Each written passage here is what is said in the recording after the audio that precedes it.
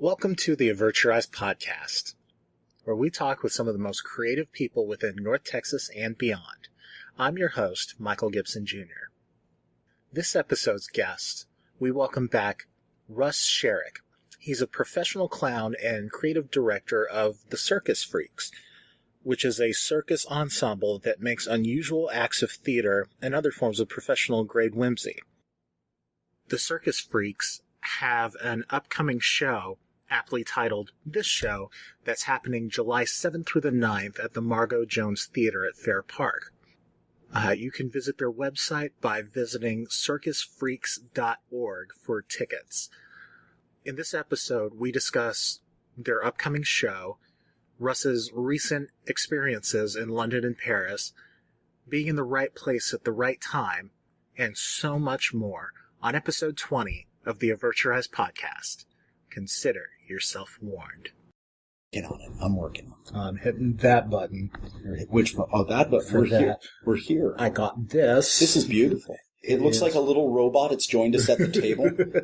It's like a little three-legged crab that's going to spend its time with us. It is. And then I gotta get that guy. We have one microphone that's specifically for catching the sound of my coffee hitting the table. Nice. That's going on the reel. That's it. That's a part of the show right there. That's great Foley. Great Foley work. Yes. Celebrate the moments of our lives. You know, I pretty much run on coffee. This isn't the last of my sins. Let me have it. I've gotten rid of so many bad habits in my lifetime. Let me keep this one. What other vices do you have? What do you want me to just go grab some random mic? We can plug them in. I don't know. I think there's a loop pedal in the other room. We can add that and just see what happens. What happens? Shut up. Yeah, because last time we failed. We had the storm rolling in and we got into it. We had the coffee and it was all calm and we just fell out of it and forgot to turn the microphones on. Well, the thing was, it was on technically, but I was recording off of the laptop microphone, so there was that weird whirring sound. You know that what? I got messages from people. I have to tell you this. I got messages from people who came and listened to it. Yes. And sent me messages and said, I had to go out to my car, which has the best speakers, and turn the volume up all the way and then kind of play with my, but I listened to it. I'm like, you did actual work to listen to that. Yeah. I'm the laziest person alive. I can't believe you wasted your time. I'm glad we actually said some things I thought were valuable and valid because I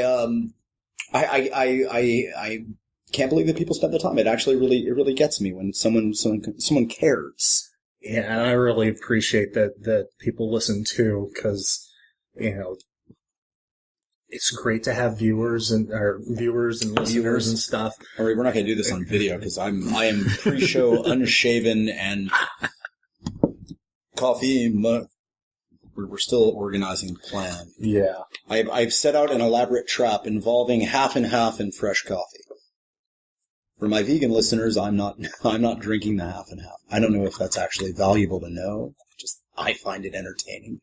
At this point in my life, I'm going to take that as a good thing.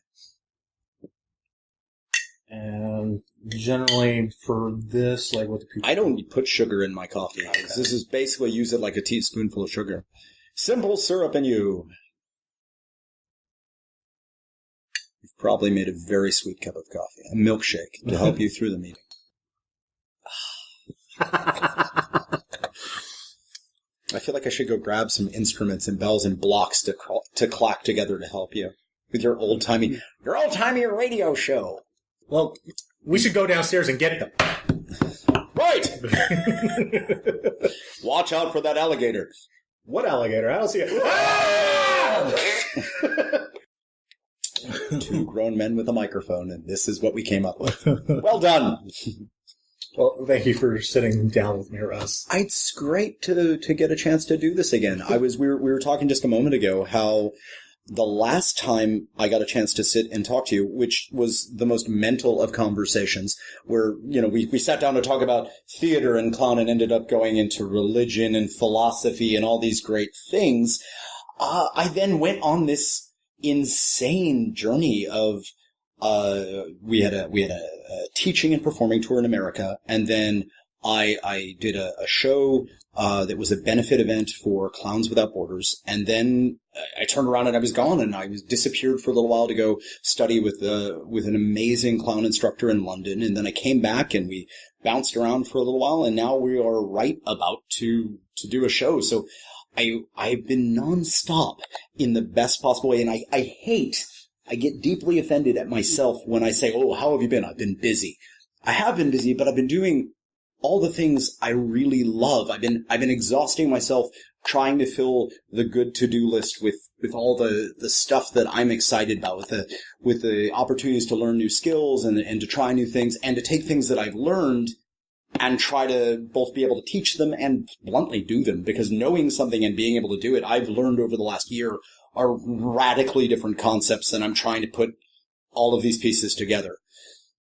I guess let's go ahead and start with your trip abroad. The trip, yeah. So the slightly edited version of the trip abroad. I had originally planned to spend a very short period of time in Paris, and due to some scheduling conflicts, tickets got bought, hotel rooms got locked down, everything got done, and then suddenly the class was unavailable. Oh. So it was, oh no, I'm already going, what am I going to do? And we were looking around trying to decide, well, and I have to preface this by saying I am not a human being that vacations well. If I'm not working, I have to do this sort of careful dance to keep the psychosis monsters that bark and the brain weasels that bark in the back of my brain quiet. So staying busy for me is my happy place, staying active and doing the things I love. So suddenly I went from, yay, I'm going to a new place and studying the work, went away, and I went, what am I going to do? And we were looking around, and it turned out that overlapping the time we were going to be there was the London Mime Festival, which is a big international clown, mime, and silent theater festival. And I looked at it, and we were planning on going and maybe spending a day or two there. And suddenly we saw there was an amazing, wonderful teacher by the name of Angela De Castro. And De Castro was going to be teaching there, and we sent very humble emails to this woman. Please, we're already going to be there. Please, may we come to your class? We know we are woefully underqualified, because she's, kind of at the top of the mountain. And we got back a letter that said, if you come to both my intermediate and my advanced class, I think you would get a lot out of it. And we thought, we don't feel qualified for that. We ought to say yes. And so suddenly, instead of spending a week, we were gone for a month. And it was, instead of one short 2-weekend intensive, it was suddenly weeks of being embedded morning till night in the work, and having comparatively very little time to do anything in London that was going to be vacation-y. And really, Paris was just a place where we got over jet lag and drank a lot of coffee, and, oh yeah, there's the Arc de Triomphe, we gotta go. And get on the train and go to London, because that was just how the tickets were bought. It turned out to be an amazing experience. London is a place I could easily see myself moving. I loved it. I made friends there. I had to live like a local because, I'm not in a position to stay in fancy hotels. So I rented a flat and I stayed there, and I got to know a number of friends that are in the performing communities out there. And I've made connections, friends I'm going to have for life, because we went through the trenches together. And then there was, of course, working with a living legend. De Castro has a resume that would blow your mind. Go look her up. The Why Not Institute is her organization, and she teaches everything I didn't know. I think that would be how I could summarize. There's a lot of tools in the work of clown when you look at it as a theatrical skill set, but also there's a whole, and this is where I go back to the last time we talked, an almost quasi-spiritual angle to this generation of energy, of joy, which I say that sentence with a lot of learning underneath it, and I still think it sounds like woo-woo. And then I go out and I do it knowing it's woo-woo, but I do it with full buy-in, and it works, and magical stuff happens, and then I have to come home and have a think about, what does that mean?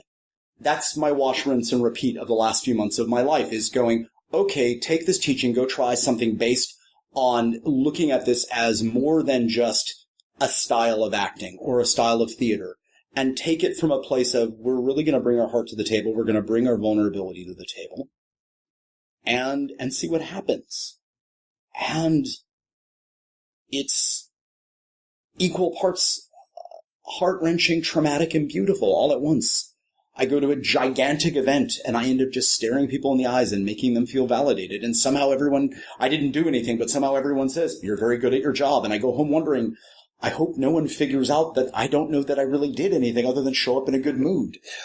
And that also tells me there's some very serious need for it in the world. If that little drop of it that I can actually accomplish, because I'm not saying I'm good at any of this, but if any of this is valuable, then the world needs it. And I think I'm in kind of a weird spot because I left the country. We got a new president. Stuff went, and I don't want to talk about politics. Just we're going to put it out there. The world got very different. Yes. I got a vote.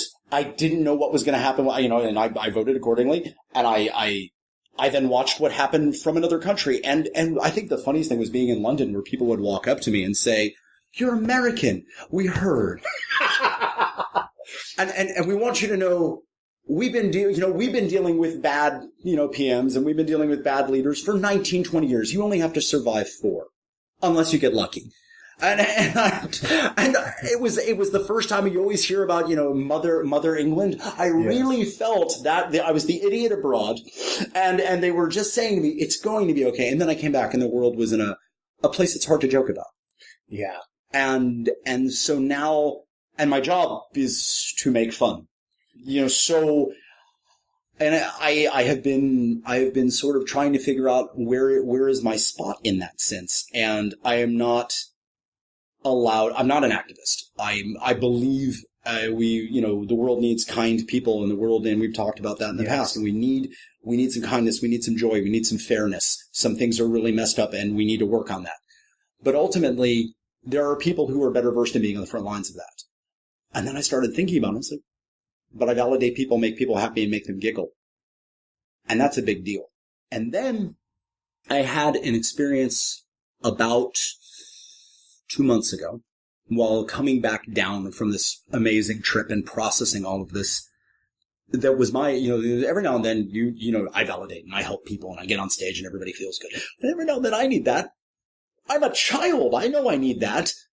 There was a day I was having a really bad day for no really good reason. I was just not right. The depression, the weasels were loud, and I laid down for a while. And I went, it's not time to get up yet, which is sort of an absurdist thing, middle of the afternoon. It's not time to get up yet. No, don't feel like getting up. Suddenly it was time to get up.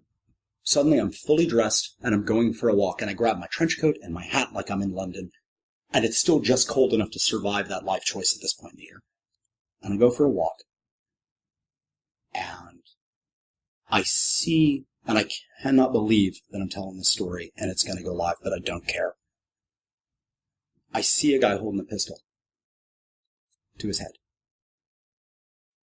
And the guiltiest truth is that I think my foot lifted up off the ground to walk forward because I had momentum before I took action. I think there was this moment where I thought to myself, well, I'm still walking. Wait a minute. And that, I'm still feeling guilty about that. That's how much I feel the need to take action. I'm also a moron. I had no idea what to do in this situation. So I walk up to the guy. Now, realize I look like me. Kind of a weird-looking dude, crazy hair and everything else, funny little hat, big black trench coat, like Batman gone to the movies, and has just gone to the circus. And I walk up and I say, you want to talk about it? And he looks at me, and I think he's so perplexed that he said, yeah, come on in. And I walked in, and I sat down with the guy. And I got his story. And the goal here, and he's a friend now. The goal here is not to talk about him. You're right. The goal is suffice it to say, he had hit a really rough patch in his life.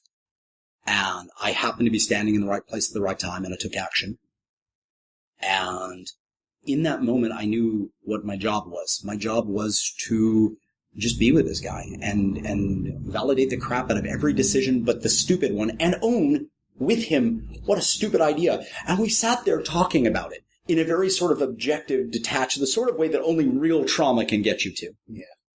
We're sitting looking at the gun, and I'm sure this is going to end up somewhere in my work sooner or later, not yet because I'm still dealing with it. And we're looking at the gun. And he looks at me and goes, I don't know how to unload it. I said, me either. And we sort of sat there together. Do we know anybody who might be able to come by and unload the gun for us? I said, sure, certainly let me know. So we're having this very animated conversation about this problem. And suffice it to say, someone else was aware of this situation and called a SWAT team. Whoa. Apparently, that's what happens. I think maybe they had the right idea. Or maybe they didn't. I don't know. I think they handled it admirably, and I was amazed at how an entire SWAT team can come up and very calmly say, hi, we're here with our SWAT team, our sniper rifles. We're hanging out. We thought we'd come in and say hello. Can we have a word? And they made sure I was okay and not under duress, which, to be fair, an idiot sitting on the side of the road with a guy with a pistol could very well be under some duress. I was under a ton of duress, mostly because, hearing a guy having a bad day and me wanting to try to fix it. The long story short is because this guy and I are sitting here laughing about this. It diffused the entire situation. There's an entire SWAT team. I'm cracking jokes with him. Yeah. I'm cracking jokes with the guy. The guy looks at me and he says, this day did not turn out the way I planned. And I looked at him and I said, you think the alternative was any better? And of course we howl about it. It's hilarious. Now it's morbid and heavy talking about it. At the time it's hilarious. Everything I did in that moment, I went back, because emotions make you remember things very clearly. A friend of mine who was a student in London, in the class I took, said, lessons learned with the heart are never forgotten. And, which I thought was very brilliant. And in analyzing this little experience, I realized that every skill I had as a clown came to play. My ability to improvise, my ability to find the funny, my ability to create games that are both distracting and keep you on point, my ability to make people comfortable, my ability to step in and work with people. Talking about hostile audiences, a SWAT team wearing body armor is not the easiest audience to work, I know now. But these things happened. And the punchline, as it were, is you get out of that situation as best I can. It was a huge thing. And a couple of weeks ago, I thought there's a horn going off behind me. There's a horn. I'm driving in the car. The car's got a Circus Freaks logo on the back. I look like me. Horn's going off. I get a text, and I pull out my phone, and it's the guy. And the guy says, I saw those stupid sideburns in your stupid car, and I knew it had to be you. I said, awesome, how's it going? He's like, I got a girlfriend, and life is good, and I hope your life is awesome. Everything is awesome. And I thought to myself, holy crap. I met this guy at the worst moment, said, want to talk about it. Took a moment to breathe and just sit there for a couple of hours. A couple hours out of and remember, I went for a walk because I was having a crappy day. Yeah. We can step back and we go, oh, Russ, you're so heroic. Screw that. I took a moment to connect with a human being having a hard day. And everything got better. His life got better. He met a girl. My life got better. I got validation that all this stuff that I've been working on has some value beyond just its entertainment. And I was in the right place in the right time, which feels a little woo-woo, a little like magic, which is that thing I'm still, every night, every moment I think about it. And I must tell you, while that was the largest example I have, my life has been this series of little, I hate the word magic. Magical scares me because it makes me sound like that guy who is not living in reality, but I don't live in reality. And it's these magical moments over and over and over. And they're all based on being in the moment and being vulnerable to what's going on around you and actually reacting to it. It comes off at once like a shocking story or an attempt to make myself feel like a hero. And the truth is, it was probably on some level, the least scary moment of my life. Because it was just, that's what we do here. That's how we fix. We go, we do, and I knew the answer. It was that moment where I knew the answer, and it was all based on what I had learned. So, the answer to the question is, how was London is apparently life-changing and life-saving. So, I'm still sitting up at night thinking about that. And how much that matters. And now I'm trying to figure out how to bring that into the theater and how to bring that into the work. And I see little moments where it comes. There are many moments that are not that good. There are many moments that are not that funny. They're not right. But there are a handful where, we metaphorically make some change for the better. And that's, screw it. I'll take all the cruddy moments for that. All the hard moments for that. That sounds great. Sonia. That's a huge story. I guess he's glad that you were there to... I assume so, He met a girl. Yeah. And it's funny because to me, I'm telling this story from a really sort of like hit the highlights to get to the point and avoid sharing this human being who, I must tell you, because I was fully open, was this amazing character. This guy, he was an amazing hero. In his own story. He was a tragic hero. And yet he came out with a good ending. Most of the time the tragic hero does not do so well. Check your Shakespeare. He did okay. And so I feel like I'm not doing the story justice. I feel like I'm not doing him justice. And I feel like, I went offside. But, it is the best example I have when I say the work is so much more than, when I tell students I say, when you look at the audience or when you breathe or how you connect. It's so much more than that once you start looking at it at a level that's about being present in a big way and being vulnerable in a big way. So I have a whole new respect for the work, the world of clown, the European style of clowning is beautiful. It's theatrical. It's minimalist. In America, we do the gag, and it's funny. In Europe, the clown stands there and does nothing and is brilliant because we see a human being. That's what's needed. That thing. And then if they do a trick, great. They can do nothing and be great. It doesn't matter. You could actually, and I had this experience, you can see a show you hate with characters you hate that just bug you and content and jokes you don't like, and you are enraptured and you love it because you love the clown. You don't even have to like the character the clown's playing, but you love the clown. That's a beautiful moment. And I met those guys, and they're amazing. Ship of Fools. Check out their show. They said they're going to tour the U.S. next year, so I'm very excited. I'll go see their show. Cool. So yeah, and then I came back and I did that. So it's been a little nuts. I did. We haven't had an ongoing show. We did a couple of little stage shows here and there. I think one of the fun things was, rather than having a plan, I kind of lashed about for a little bit. And then we got this idea, this new thing we're doing in July, which was, yes. Tell me about it. Well, it was the big fight.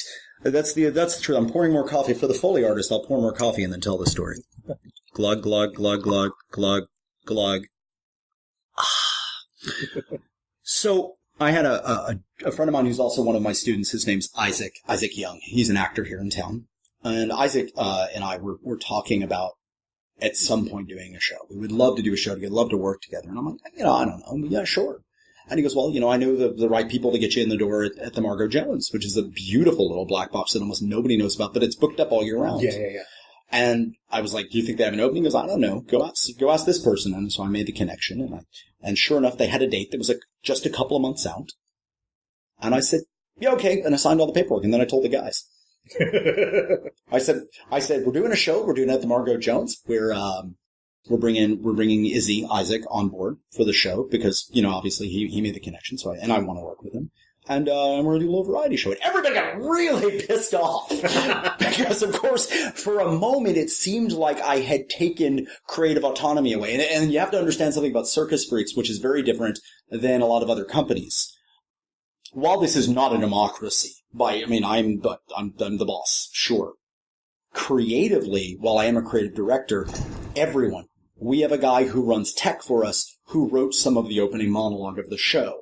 Really, I believe that everyone's creative input is valuable, and I don't want anyone around me that doesn't have good, valuable input. So yeah, the guy who runs sound cable for us or lighting for us has good ideas, and we use them. Right.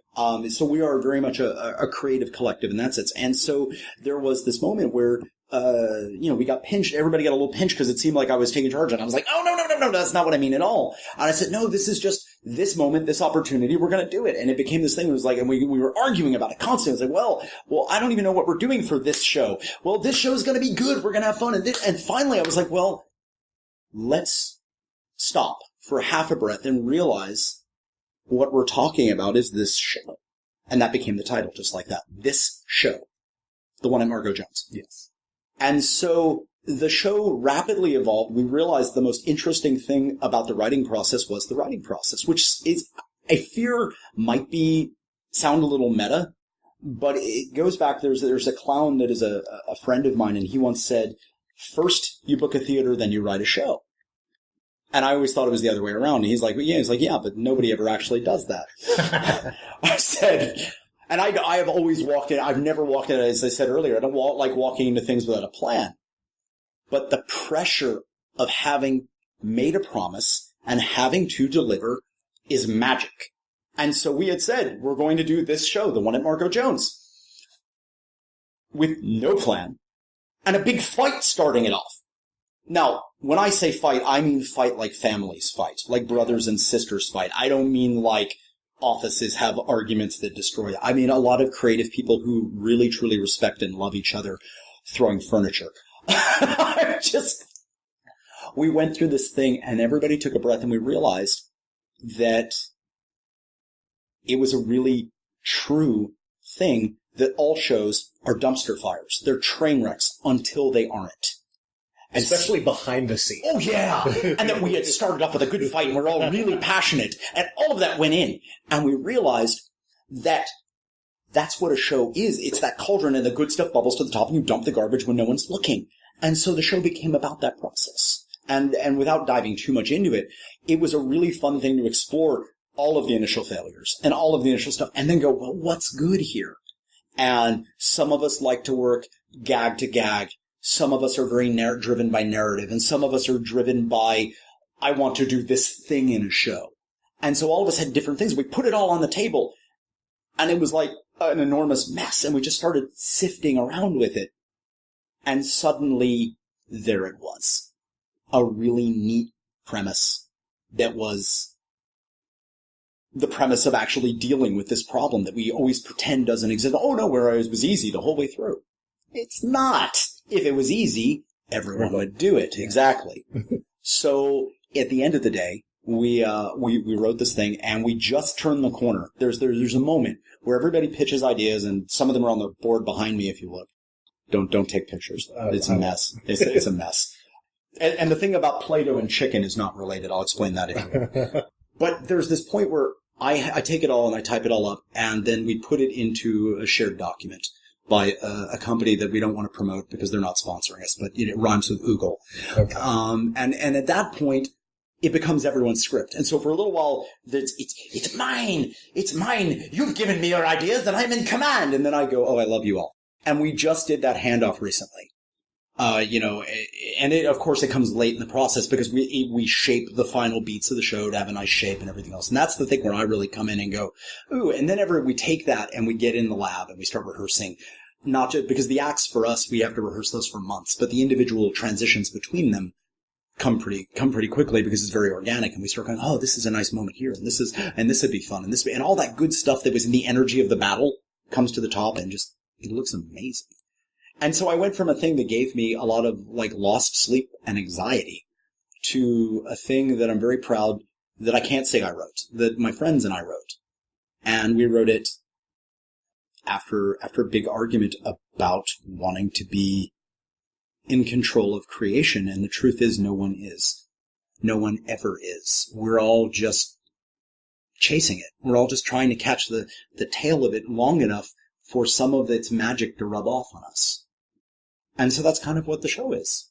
And we're going to do 3 of them. It'll be the 7th, 8th, and then we do a matinee on the 9th. The matinee is a pay what you can because we believe from day one everyone should be able to come to the circus. And if you show up and look us in the eyes and say, I have a penny, we're going to say, keep it, come watch the damn show. The other 2 shows, please come to the shows because, we like to eat, buy soap, things like coffee, things like that. Aspirin for all the times that we've crunched our bodies. And so that's what we created. And then everybody started throwing in all these amazing ideas. And we have, and I'm proud to say the show is half clowns. Our cast is half clown. I would argue that everybody has a little bit of that in them, but half of them are presenting as clown, we'll say. More new material than I think I've ever seen in a show we've done. And lots of ensemble. And I think a year ago we were doing like this cool act and then this cool act and this cool act, and now the edges on the acts have blurred away and we have this really nice thing that we do. We still call it a variety show. But what we've done is we've created a thing that has narrative transitions. The closest thing I found when explaining it to people is sort of the way musical theater works its way from song to song. There's just enough glue and enough ideas to hold it all together. It's a fun thing. It's a difficult thing to find. And we're just learning how to find that voice.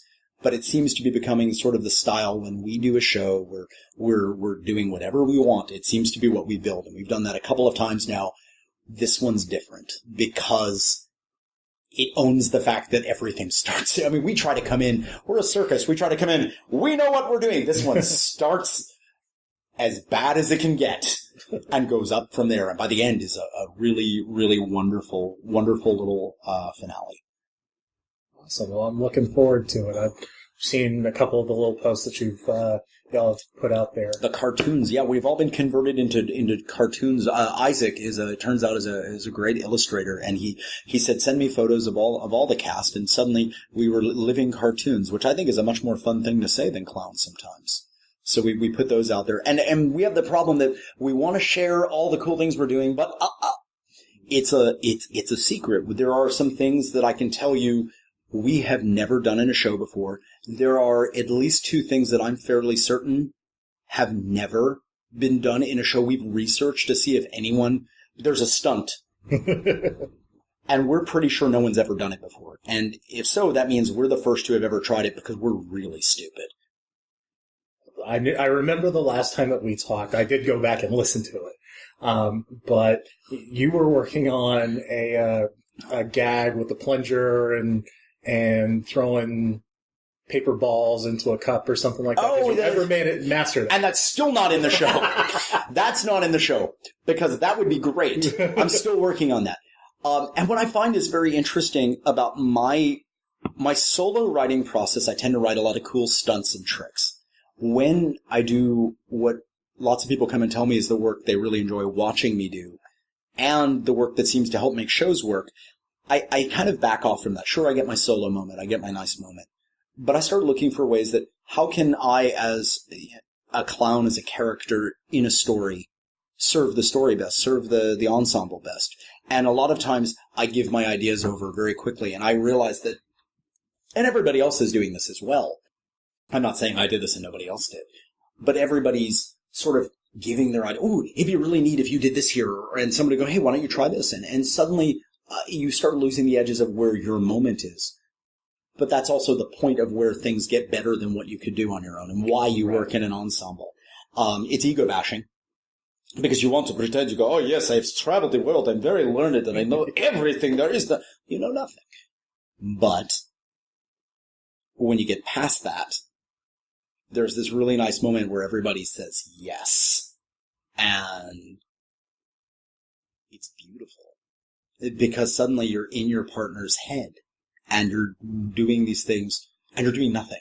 And it's funny or good or poignant or whatever it needs to be in the moment. It's very true.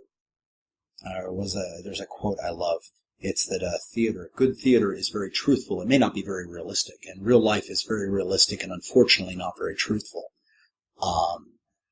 That is the good news of the work is that there's these moments and you see the people in the show. I mean, they may be made up to the nines and they may be doing stunts, but there's a moment where you see them. And I think when you're doing, one of the things that really inspired me about the Margo Jones is the audience can be no more than a couple feet from you. Right. It's a classic, sort of thrusted out black box. You're very intimate with your audience, which I think is fantastic because as a performer who likes to go sit in the lap of somebody, but I mean really be emotionally close to people, and the clown doesn't really know what a fourth wall is because they couldn't afford one.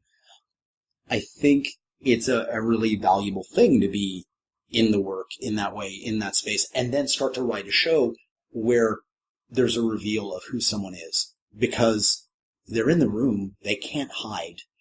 I can't hide the neurotic, desperate to please, fast-talking, nervous guy I am. I can't.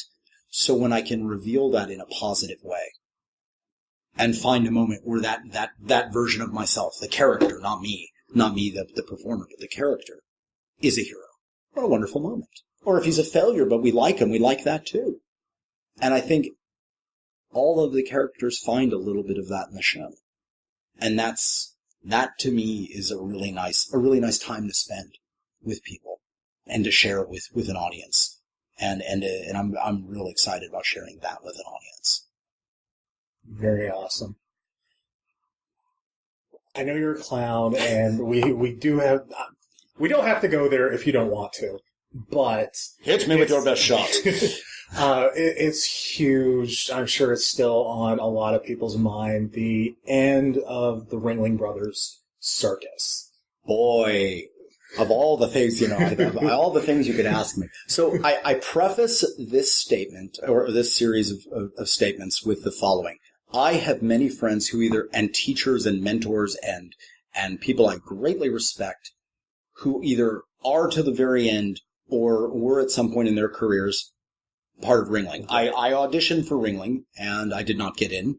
And I have not the slightest of bent feelings about that, because I was not what they needed and they were not what I needed in the end.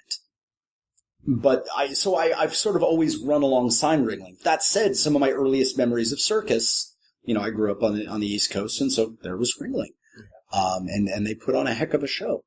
I suspect Circus has changed so much, and in the end, Ringling had changed so much that what had started no longer existed. And I think, people have said to me in recent history, Circus is dead. Isn't that kind of dead? No, of course not. They've said that about print. They've said that about, everything. It will change. And in fact, I have already seen the edges of those changes, whether it is the emergence of smaller circuses, circus moving into theater, whether that's at a big scale, like some of the touring shows, the Broadway shows, or in the stuff like we're doing, which is this intimate little shows, which feature no small amount of what I would call big top talent, acrobatics, aerials, juggling, these big skills. I think it's dangerous to say this is a good thing, because I would be disrespecting, what is it, 146 years of history? But I think we are all afraid of change. I am a person who's very afraid of change. But I also know that ultimately change is good, because it keeps the artists that were creating the work there, it keeps them breathing. What happens to a big company that owns a circus? I don't want to say I don't care, but I don't care. I just don't. I care about the circus. I care about the small child who sees it. I care about the fact that I got a letter from a kid named Brody last year who said, I am writing circuses as part of a school project all across the U.S. to ask you to not use animals. And I assured him that the only time we've ever used an animal, it was Scott in a costume. So it didn't matter. Yeah. But that I really cared, and that I grew up watching circuses too. I want kids to have those beautiful moments, that's a very impassioned example. Right. But I want kids to see the magic. I saw the clowns, and they somewhere got in the back of my head.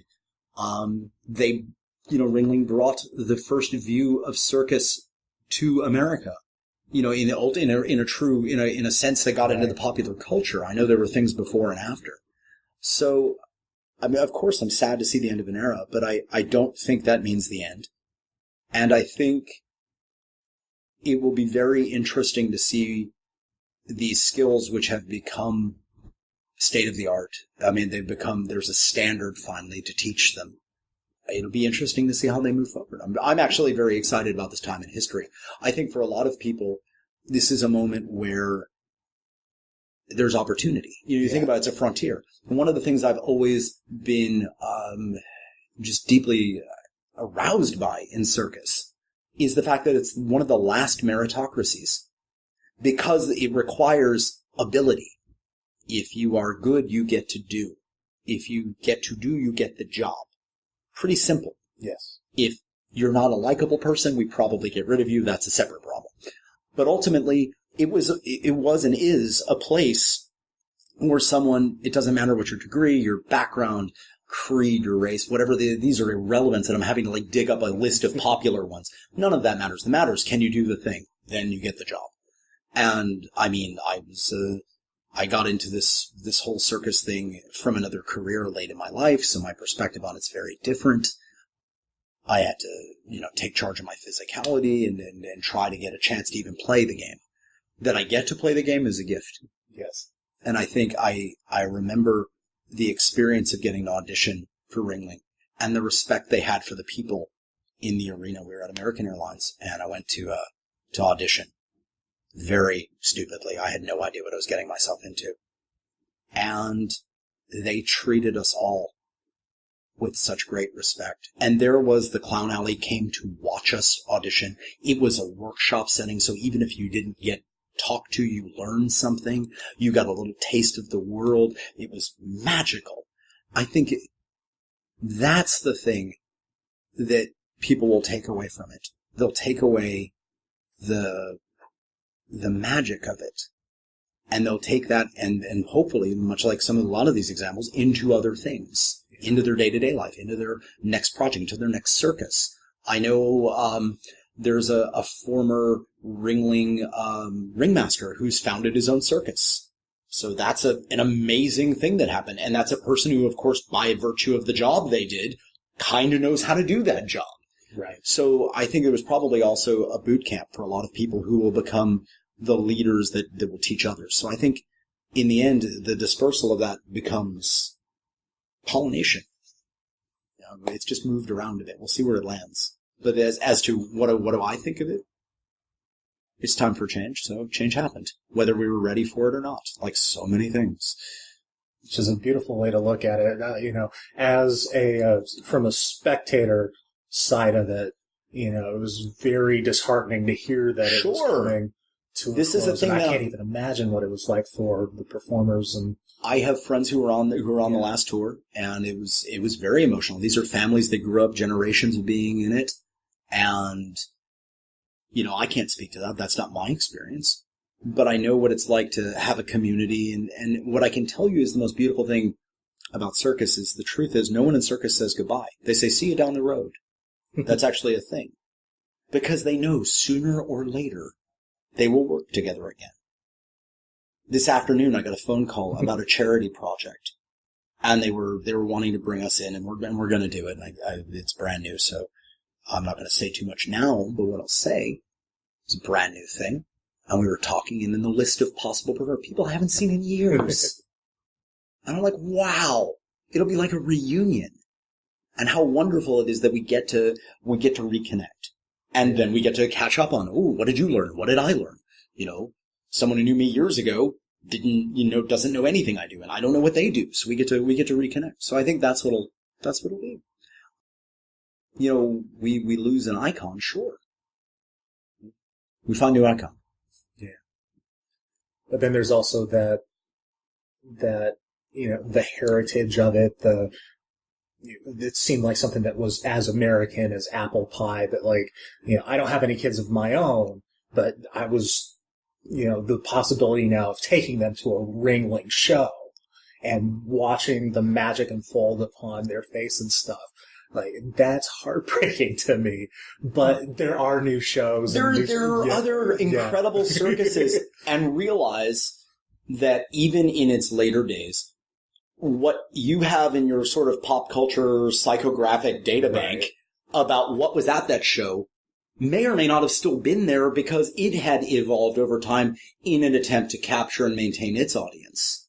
So it may not have even lived up to that circumstance, that expectation. I think now there's an opportunity for there to be new things. Also, I often think that the work I do in a small theater has a greater impact. And some of this is fueled by the story I told earlier. Right. One guy in a SWAT team was my audience. And I had a pretty profound impact on the day. I have performed for 15, 20,000 people at once. And I did this and there was a wave of laughter, and I did this and there was a wave of wow. But it's just an emotional energy. There's not, you want to connect to as many people, and you try to, very foolishly, to connect to all these people. Right. But it's a blur. Sometimes a little smaller is okay. Stripping it back to basics, I think will allow it, you cut back a tree so it grows healthier. So maybe, and I'm not implying that it had grown unhealthy, but sometimes that's what the curation and change can do for you. It can be very good. I'm looking forward to seeing what the next thing is. Yes. I also know that some of the old Circus guard has already sort of announced its projects, and they're out there. You can find them, and that's very exciting. And you're seeing a sort of second renaissance of it. I suspect it'll be sort of a wobble for a little while everybody figures out what that means, and then we move on to the next thing. I'm excited personally. I feel the nostalgia punch. I feel that thing that says that thing isn't there anymore. I feel that. I also say, let's embrace what comes next, and maybe also see if it can be a little more matching to what the times need. Maybe it can be a little more inclusive. Maybe it can be a little more intimate. Maybe it can be anything. I don't know, but that could be very exciting. You talked about that day that you went out for your walk and you were feeling really depressed. That brings up that old classic joke about, the two guys, the guys that go to see the doctor. And, I'm depressed, oh, you should go see the great clown, whatever. And then, the third guy comes in, oh, you should go see the great guy. But I am the clown. Yes. What is it that you go do and see or what have you that turns things around for you? Well, I think one of the great running jokes about circus is what a circus does on its rare days off is go and see another circus. You almost got a spit take. I almost did, and hopefully we got the sound of it. There's a nice gurgle in the room. Yeah, we do. We go see. We all, as a group, we actually saw Circus 1903 recently, and that was a great show. And of course, that wasn't just a circus show. It was a circus show with like massive story and music and puppets and craziness, and it was great. And so we sat in the cheap seats because we're a circus, and we waved, and we had a good time. I think also, in being me, I love the work itself. So sometimes I'm having a bad day, I go for a long walk, or I go for a ride on my unicycle. I know that's a cliche, but I go and I clear my head, and then I come back and I do the work, and I feel good about it. Or I get out there and I try to say yes. There's a thing, and we like to pretend that nobody has depression, nobody has a bad day. I remember early on, I met a woman, and she said, "You are a fantastic clown." And she says, "I'm from such and such place, and I know a great clown from that place, and I know him very well, and he is a miserable wretch, and you're delightful." And I thought to myself, you just don't know me. Yeah. Everyone's a miserable wretch on, occasion. I battle with a lot of anxiety, which is, I think, as I've become, how do you say this nicely? You can't. Less full of crap, and less armored up. More vulnerable, more in the moment, the more sensitive I am to that. The more there's anxiety, there's stress, depression happens. I think all creatives suffer a little of that up and down cycle. I've yet to have met anyone who went, "Oh yes, I'm a very interesting creative person. I suffer from no mental defects whatsoever." I want to meet that person. I will probably run screaming from them because it scares me. The idea scares me. It was axe murderer or something. Or Scientologist. Hey, I'm not going to judge. I'm joking. That's a never suggest someone's religion is a bad idea. Was that Heinlein said, "Don't shoot a holy man. You're not 100% sure which one's right." Right. Yeah, it's just a good policy. But I think I look for simple things. What makes me happy is a really good cup of coffee, a walk, a conversation, having a really fun moment in the lab, where we create things. A distraction, bad sitcoms. I admitted most of my early knowledge of how theater worked, and it says a lot about why I'm not an actor, was informed by the Muppets and bad sitcoms and television where everything worked out in 30 minutes. Because life doesn't. So sometimes it's actually really nice to watch that little bubble that goes, it's all better now. So there's a lot of that, a little escapism. For a long time, it was a lot of really bad tricks, you know. If you had asked me this question 5 years ago, the answer would have been vodka. It's not now. So that's a progression of my personality that I think is positive. Yeah, I think I spend time humaning and peopling and remembering to be a person. I have friends of mine, we joke about the fact that we're all like crazy lizard people hiding in human suits.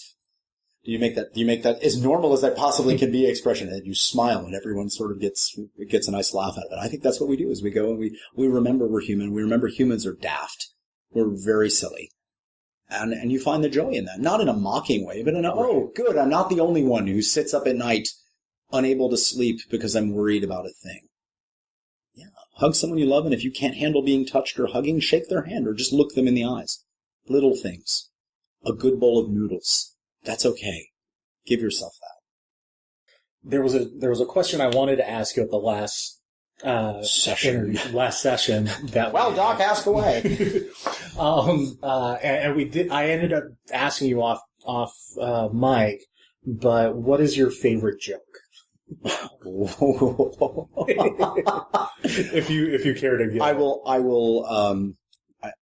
I worry about telling my favorite joke for a very funny reason. Clowns are people who can tell you things in a funny way, but we're not very good at telling jokes as a rule. I'm actually very bad at telling jokes. As a rule, I don't know if it's my inability to keep chronology straight or my timings just don't run that way, but I'm not 100%, I would never think of myself as a stand-up comedian. But I do have one joke that I use to judge whether or not people have a sense of humor, whether or not I can deal with them at all. And I look them right in the eye, just like I'm looking at you, and I ask them, ask me if I'm a truck. Are you a truck? No. And if they laugh, I know we're going to be friends for life. I don't know why that joke is so funny to me, probably because it's absurd and stupid, and I've spent hours thinking about it, and I have no answer for you. But I will tell you that it's simple, it's stupid, it's childish, and yet everyone spends more time trying to figure out the clever than just enjoying how stupid it is. And I think I finally come to the conclusion that if they can just enjoy that it's a stupid joke, I'm probably going to be okay and be friends with them.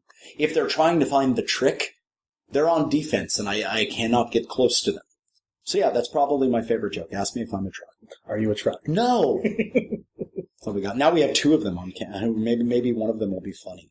I can't imagine that someone's going to listen and it'll be laughing. If someone is laughing right now, I want them to email me and tell me so I know that that's funny. Because I'll be honest, I get up on stage, I get in the room, I get ready to work, I walk out, I say hello to people in some form or fashion, and I have no idea if what I'm doing is funny. If they laugh, it's funny. I mean, people way more knowledgeable than me have said that. If they don't laugh, it's not funny. Lou Jacobs of Ringling said that. Said if they laugh, it's funny. If they don't, it's not. It's not. I don't think my job is to be funny necessarily. I think that's a big shift in my thinking. I think early on I was really needing to, I gotta get the laugh. I gotta be pleasing. I gotta get their enjoyment and make sure I win. I really want them to like me. I want them to love me. Love is nice. I like that. If we have a poignant moment together and everybody walks away feeling good, awesome. If we have a moment where we belly laugh and we practically pee ourselves, awesome. If we all share a little dirty in-joke that's in the moment, awesome. But I'm not worried about what that is. I'm worried about the connection.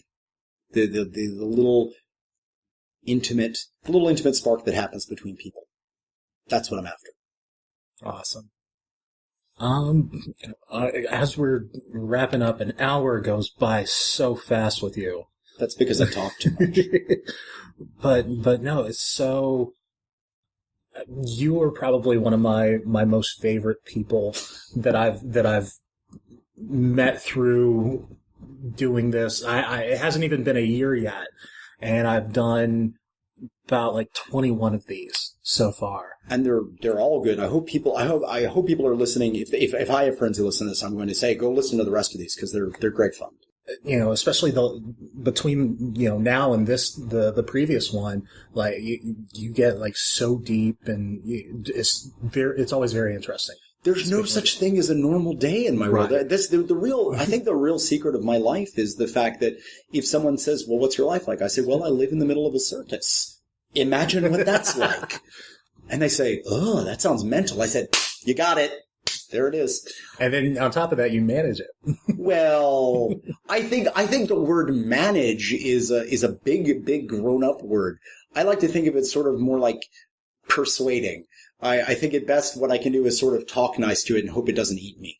I'm very lucky. I tried to run away and join the circus. The circus said no, so I was daft enough to try to found one myself, not knowing that is a thing that's very difficult to do. And I was lucky enough that a bunch of people came up and said, okay, we're in. And even I go back to thinking about writing this writing project for this show we're about to perform.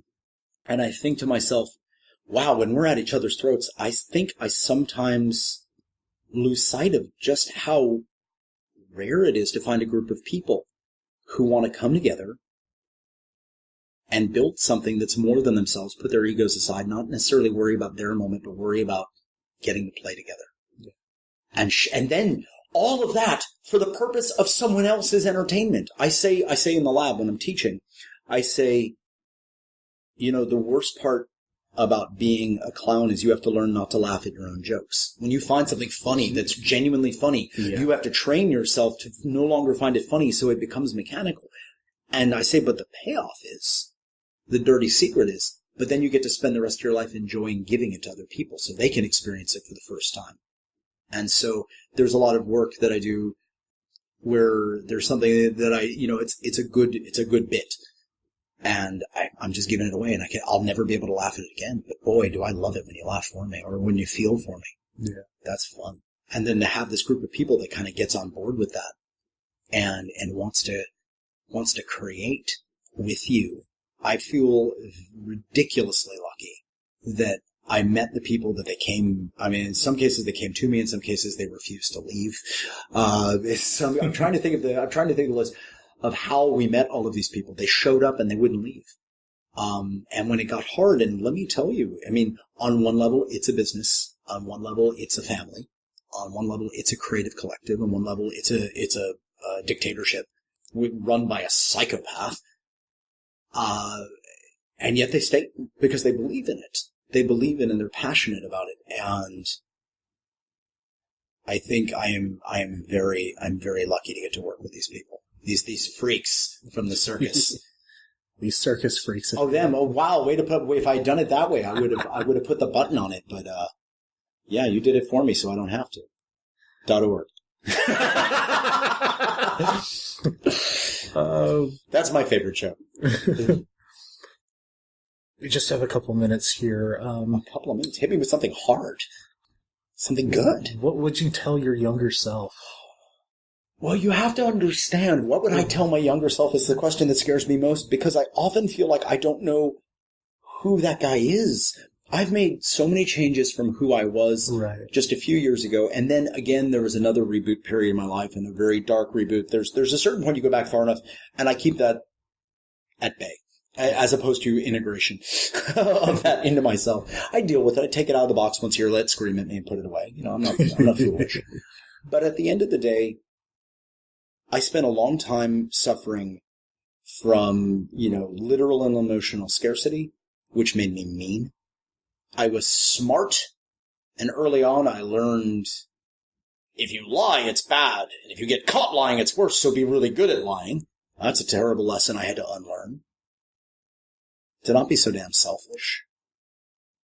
To get in my body sooner. I think one of the crises of me as a performer is that I was this very smart guy, and I wasn't in performance. I was a sculptor originally. Yeah. And I moved into performance.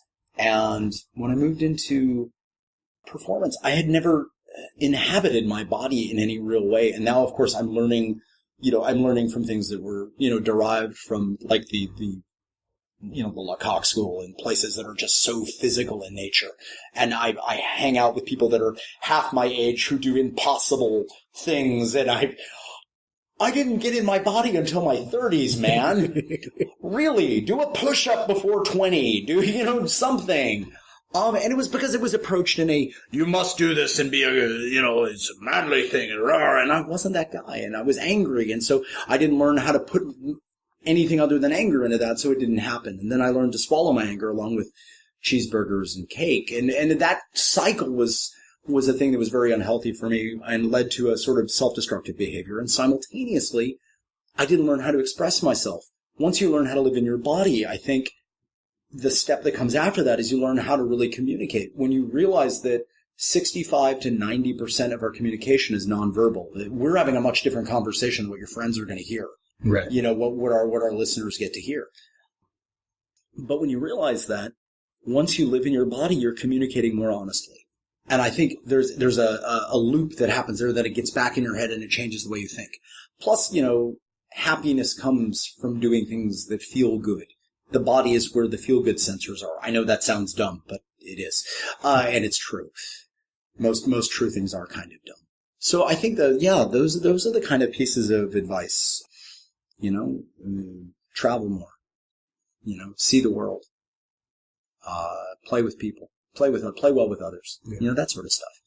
But ultimately, you know, there comes a moment where I look back at all the changes I made, and I made this sort of like, you know, huge self-improvement cycle of the lather, rinse, repeat of the last, you know, decade or so of my life. And there comes a moment where I'm not sure I would know how to communicate those things to my former self. And then every now and then, and this is my horror story karmic life, I go teach a workshop somewhere and I meet young me. Because lots of creative people are stuffed full of rage, locked down in their bodies, pissed off at the world, and feeling hungry about something.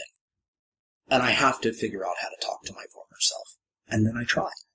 And sometimes I chip away. I think what happens is usually I drop one good idea, and 6 months they go, aha. And then maybe they learn something. I think that's what I would probably try most to do, is to just drop one good idea in my former head and get me started a little earlier on the journey I'm on now. I think that's the truest thing I'd say is, well, why can't we do this sooner? We wasted so much time in so many other directions. Let's get to it. Yeah. Let's get to the good stuff. Let's stop screwing around so we can screw around more. Yeah. And lastly,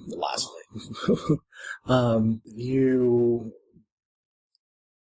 clown, and you've dealt with the circuses, and you know, through the years, what's your favorite, aside from being a clown and clowning, what's your favorite part of the circus to take in?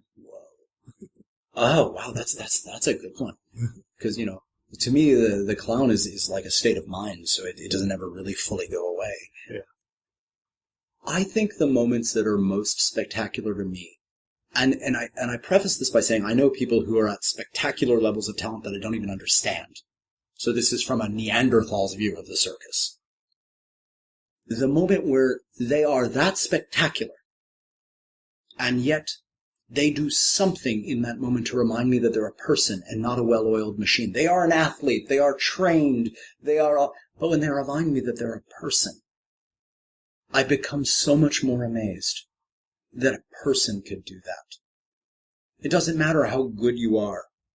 On some level, if I think you might be a robot, but the minute you're a human being, I'm blown away.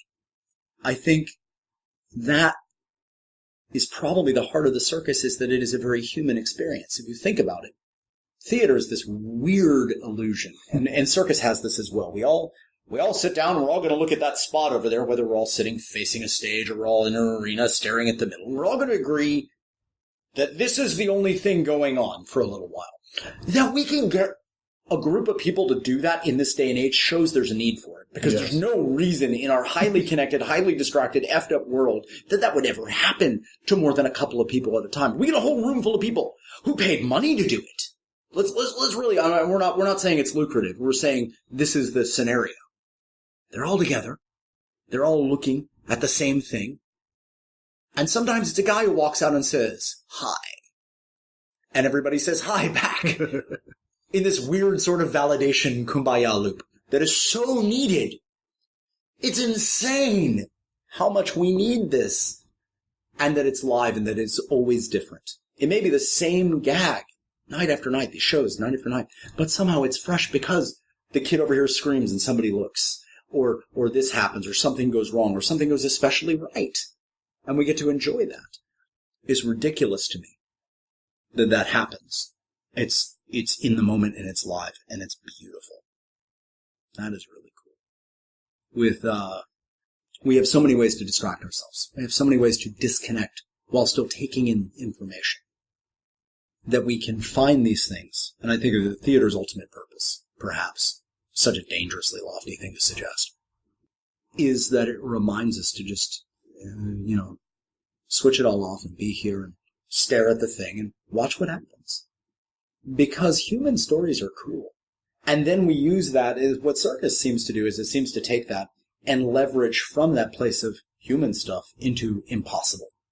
And that little moment, it's a person and they're doing something impossible. And we get so caught up in the impossible, and then they go, remember I was a person a moment ago?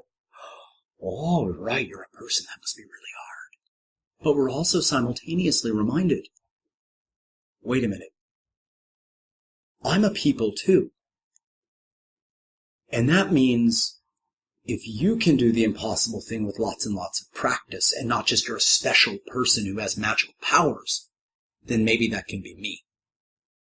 I'm sure at a certain jaded age people stop believing that, but I'd like to talk about people who either still have that in them or children. I also like to point out all the time, not just because I'm really proud of it, but I started this really late and in the worst physical condition you could possibly start in. And I know I make my living as a circus idiot. Yay. Yeah, the modeling of a human being doing a thing, the reason I became my gateway drug into this world, I watched somebody who was learning a juggling trick, and they could not do it well. They can now do it very well. It's a wonderful performer. But at the time, they sucked at this. It is so important that I met this person at a time when they sucked, because it meant it seemed possible. And it meant I could get past that. Oh, it's a special class of people who can do that. Circus people. Get past that. A human being can do it. Then maybe I can do it. Well, why don't I try? Okay, let me try. And then I go and I try and I'm terrible at it.